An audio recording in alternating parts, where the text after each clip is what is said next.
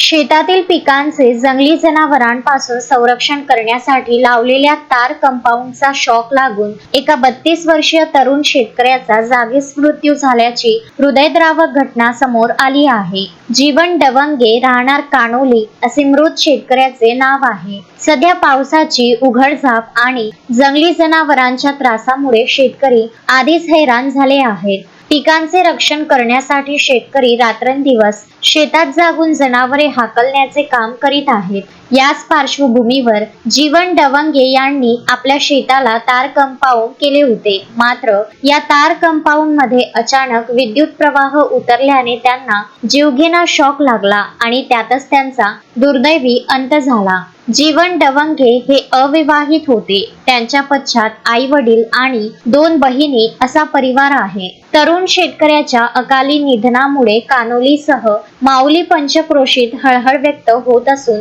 संपूर्ण परिसरात शोककळा पसरली आहे। नैसर्गिक संकटे आणि जनावरांचा त्रास यासारख्या विविध समस्यांमुळे शेतकऱ्यांचे जीवन किती कठीण झाले आहे हेच या घटनेतून पुन्हा एकदा अधोरेखित झाले आहे। गजानन देशमुख, विदर्भ न्यूज, दर्यापूर।